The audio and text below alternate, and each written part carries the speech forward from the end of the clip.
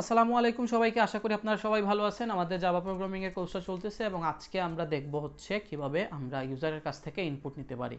Till now C প্রোগ্রামে আমরা দেখতাম স্ক্যানএফ ব্যবহার করা হয়তো, সি প্লাস প্লাসে সিইন ব্যবহার করা হয়তো, অ্যান্ড হিয়ার ইন জাভা আমরা স্ক্যানার ক্লাসটাকে ব্যবহার করে ইউজারের কাছ থেকে আমরা ইনপুট নিব। তো কি জাভা স্ক্যানার ক্লাস ব্যবহার করা হয় ইউজারের কাছ থেকে ইনপুট নেওয়ার জন্য। এইটা জাভা ইউটিলিটি প্যাকেজের আন্ডারে পড়ে। তো সেজন্য আপনাকে প্রথমে ইম্পোর্ট করতে হবে জাভা ইউটিলিটিটা, অ্যান্ড আমরা ইউজারের কাছ থেকে ভ্যালুগুলো রিড করব। প্রিমিটিভ ডাটা টাইপসের জন্য জেনারেলি আসলে আমরা ইউজারের কাছ থেকে ইনপুট নিতে পারি।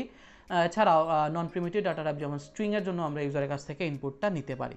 তো এখানে একটা টেবিল আছে, টেবিলটা আমি একটু পরে দেখাচ্ছি। আমি এই জায়গায় কোডে চলে যাচ্ছি ডিরেক্ট। তো যেটা বলতেছিলাম যে আমরা দেখছিলাম যখন জাভার মেইন এলিমেন্টস, তখন আমরা ইম্পোর্টটা কি সেটা বুঝছিলাম যে বাইরে থেকে কোনো যদি আমরা হেডার ফাইল অ্যাড করতে হয় কোনো ক্লাসকে ব্যবহার করার জন্য, তখন আমাদেরকে এইভাবে লিখতে হইতো ইম্পোর্ট। তো ইম্পোর্ট লিখলাম, ইম্পোর্ট লিখে যে ক্লাসটা আমরা ব্যবহার করতে চাচ্ছি তার পুরো ডিরেকশন দিতে হবে। তো সেটা হচ্ছে কি জাভা ডট ইউটিলিটির ইউটিল ডট স্ক্যানার, এই ক্লাসের মধ্যে আপনার স্ক্যানার ক্লাসটা এক্সিস্ট করে। তো সেজন্য আমরা এইটাকে ইম্পোর্ট করে নিলাম।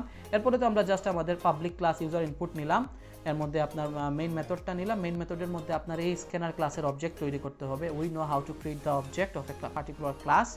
সো কি লিখছি, ক্লাসের নাম লিখতে হবে, লিখলাম স্পেস দিয়ে আপনি যে ভেরিয়েবলটার নাম দিবেন, আমি ইনপুট দিলাম ইকুয়াল টু নিউ স্ক্যানার লিখলাম। এই জায়গায় আমরা টিল নাও আমাদের ফাঁকা ছিল যখন আমরা অবজেক্ট ক্রিয়েট করছিলাম, বাট এখন দেখতে পাচ্ছি কি এই জায়গায় কিছু একটা চলে আসছে। কি লেখা, একটা আর্গুমেন্ট পাস করা হয়েছে যেটা হচ্ছে সিস্টেম ডট ইন।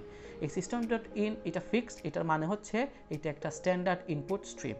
তো আমরা সবসময় ইনপুট নেওয়ার সময় এই আর্গুমেন্টটা পাস করব নিউ স্ক্যানারের মধ্যে, ঠিক আছে। নিউ স্ক্যানার যে আপনার ক্লাসটা, তার মধ্যে যে কনস্ট্রাক্টরগুলো আছে সেটা আপনার এই সিস্টেম ডট ইনকে চিনে এবং সেটাকে সে প্যারামিটার হিসেবে রিসিভ করার জন্য আপনার ওয়েট করতেছে। এইখান থেকে আমরা যেটা পাস করতেছি সেটাকে ওই কনস্ট্রাক্টরটা রিসিভ করার জন্য বসে আছে।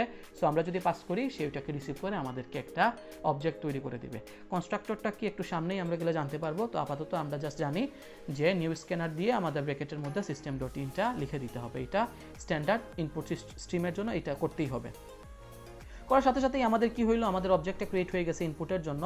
এখন আমি দেখেন স্ট্রিং নামে একটা ভেরিয়েবল নিলাম, নেম আইডি নিলাম।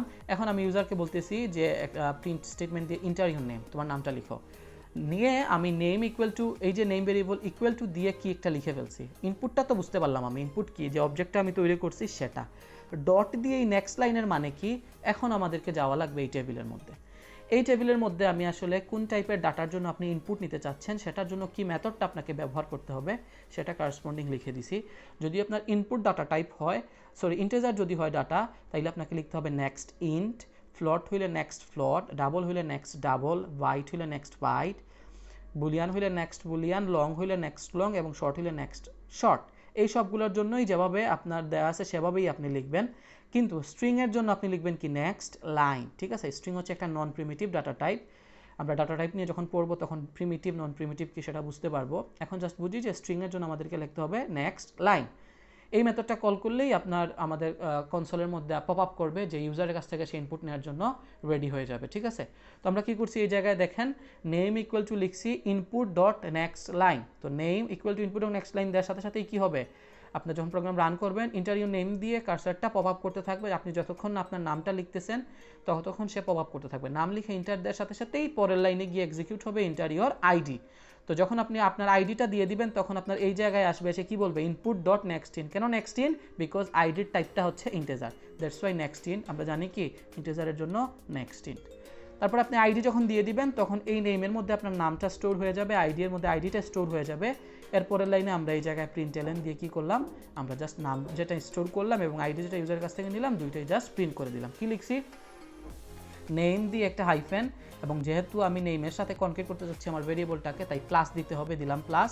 আবার যেহেতু স্ট্রিংকে কনকেট করতে চাচ্ছি আবার দিলাম প্লাস।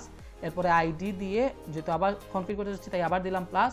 শেষে আইডি দিয়ে সেমিকোলন এন্ড ব্র্যাকেট অফ। তো চলেন আমরা এখন আইডির মধ্যে দেখি কিভাবে ইউজারের কাছ থেকে আমরা ইনপুট নিতে পারি এবং সেটাকে প্রিন্ট করতে পারি। তো ইউজারের কাছ থেকে ইনপুট নেওয়ার জন্য আমাদের সবার প্রথমে একটা হেডার ফাইল এড করতে হবে।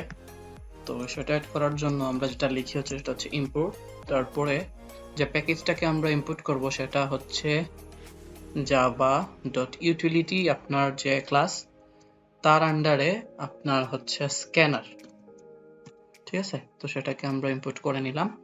এরপরে আমাদের মেইন মেথডে আসতে হবে, সেই স্ক্যানার ক্লাসের অবজেক্ট তৈরি করতে হবে। We all know how to create object of A class. লিখতে হয় স্ক্যানার, অবজেক্টের নাম দিব, আমি দিয়ে দিলাম এখানে input equal to new scanner. New কেন দিতে হয় আমরা সবাই জানি, মেমোরিতে রান টাইমের জন্য জায়গা নেওয়ার জন্য। আর এইখানে আপনার একটা আর্গুমেন্ট পাস করতে হবে, সেটা হচ্ছে সিস্টেম ডট ইন। এটা ফিক্সড, এটা কেন দিতে হয় সেটা আমি একটু আগে বলছি, আবার বলি। এটা হচ্ছে স্ট্যান্ডার্ড ইনপুট স্ট্রিম, ঠিক আছে? আপনি যে অবজেক্টটা ক্রিয়েট করলেন, সেই অবজেক্টটা যখন আপনি ক্রিয়েট করলেন, স্ক্যানার ক্লাস যেটা, তার ওইখানে একটা কনস্ট্রাক্টর নামে একটা প্রসেস আছে। সেই প্রসেসটা কিছু জিনিসের জন্য ওয়েট করতেছে এজ এ প্যারামিটার। তো আপনি এই জায়গায় সিস্টেম ডট ইনটাকে পাস করলে সে ওই জায়গায় সেটাকে রিসিভ করে বুঝতে পারবে যে আপনি ইনপুটের জন্যই আসলে এই অবজেক্টটাকে ক্রিয়েট করছেন। এখন আমরা কি করব, এখন আমরা জাস্ট সিম্পলি ইউজারের কাছ থেকে ইনপুট নিব। তো মনে করেন আমি কয়েকটা ভেরিয়েবল নিয়ে নিই। একটা নিলাম স্ট্রিং নেম, একটা ইউজারের নাম আমি নিব, ইন্ট নিলাম হচ্ছে গিয়ে মনে করেন তার এইজটা, এবং আর কি নেওয়া যায়, এই দুইটাই থাকুক। ওকে, তো আমি তার নাম এবং এইজ, এই দুইটা জিনিস ইনপুট নিব। তো সুন্দর করে দেখার জন্য আমি প্রথমেই উপরে দিয়ে দিচ্ছি যে ইন্টার ইয়োর নেম প্লিজ, ঠিক আছে? আচ্ছা, এখানে এলএন যদি দেই আমি, তাইলে ইন্টারনিউ নেম প্লিজ বলে আপনার এইটা এই লাইনে আর থাকবে না, সেটা চলে যাবে কই, সেটা চলে যাবে নিচের লাইনে। বাট আমি চাচ্ছি সেম লাইনে থাকার জন্য, দ্যাটস ওয়াই এইখানে আমি কি করলাম, এইখানে আমি প্রিন্ট দিয়ে দিলাম, ঠিক আছে? তাইলে কি কোলনের পরে আমি সেম লাইনে থাকবো এবং আমি ইনপুট দিয়ে দিলাম। নাও আমাকে ইনপুট নিতে হবে, সো আমি লিখবো ভেরিয়েবলটার নাম ইজ ইকুয়াল টু অবজেক্ট যেটা তৈরি করছি আপনার ইনপুট নেওয়ার জন্য, সেটা কি, তার নাম আমি ইনপুট দিয়ে রাখছিলাম। তো ইনপুট ডট, যেহেতু আমি স্ট্রিং টাইপের ডাটা ইউজারের কাছ থেকে ইনপুট নিব, তো স্ট্রিং টাইপের ডাটার জন্য আমরা কি লিখি হচ্ছে নেক্সট লাইন, ঠিক আছে? Next line. এই মেথডটাকে কল করার সাথে সাথেই সে বুঝে ফেলবে যে আপনার ইউজারের কাছ থেকে স্ট্রিং টাইপের কোনো জিনিস ইনপুট হিসেবে চাওয়া হচ্ছে। তখন ইউজার যেটা ইনপুট দিবে সেটা আপনার এই নেম ভেরিয়েবলের মধ্যে স্টোর হয়ে যাবে। ওকে, আচ্ছা, এখন আমরা এই পোরশন গেল। এখন আমরা আবার আসি যে ইউজারের কাছ থেকে এখন আমরা কি করব, ইউজারের কাছ থেকে এখন আমরা ইয়ে নিব, তার এইজটা নিব। তো এই জায়গায় সেম প্রিন্ট দিলাম, কিন্তু এখানে আমরা একটা স্ল্যাশ এন দিয়ে দিচ্ছি। এই স্ল্যাশ এনটা দেওয়ার রিজন হচ্ছে যেহেতু এইটা এই লাইনে থাকার পরে আপনার এইটাও দেখা যাবে, যেহেতু নিউ লাইনের কোনো অপশন আমি রাখি না, এইটাও চলে আসছে এই জায়গায়, তাই এখানে আমি একটা স্ল্যাশ এন দিয়ে দিলাম। ইন্টার ইয়োর এইজ, ওকে, দিয়ে আমি রেখে দিলাম। পরের লাইনে গেলাম, same age is equal to হবে ইনপুট ডট, যেহেতু এইজের টাইপ হচ্ছে ইন্টিজার, সো আমরা লিখবো কি নেক্সট ইন্ট। ওকে, তো আমার নেমের ক্ষেত্রে ইউজারের নামটা নেওয়া হয়ে গেল, এইজের ক্ষেত্রে ইউজারের এইজটা নেওয়া হয়ে গেল। এখন জাস্ট আমি দুইটাই প্রিন্ট করতে চাচ্ছি, সো দিয়ে দিলাম হচ্ছে এই জায়গায় আপনার স্ল্যাশ এন প্রথমে দিয়ে দিচ্ছি, যেহেতু এই এইজটা শেষ হওয়ার পরে আমি এখানে কোনো নিউ লাইন দেই নাই, সো স্ল্যাশ এন, এরপরে আমি বলবো নেম হচ্ছে কিভাবে দিই আমরা, প্লাস দিয়ে জাস্ট নেমটা দিয়ে দিলাম, আবার প্লাস দিয়ে কোটেশন দিয়ে স্পেস দিলাম, একটা কমা দিয়ে স্পেস দিয়ে এইজ হচ্ছে স্পেস প্লাস দিয়ে এইজটা দিয়ে দিলাম, ঠিক আছে? তো এই হয়ে গেল। এখন আমরা দেখি, রান করি, দেখি কি আসে। আচ্ছা, আমার কাছে বলতেছে এন্টার ইওর নেম প্লিজ, আমি নাম দিলাম মনে করেন জাভা, এন্টার ইওর এইজ, এইজটা হচ্ছে গিয়ে আপনার, আচ্ছা এইটা এইভাবে আসার কারণ কি জানেন, স্ল্যাশ এন পরে আমি যে একটা ইয়ে দিয়ে দিছি আপনার কি বলে এটাকে, স্পেস দিয়ে দিছি সেজন্য। তো আমি স্ল্যাশ এন পরে যদি স্পেস না দিয়ে আবার রান করি,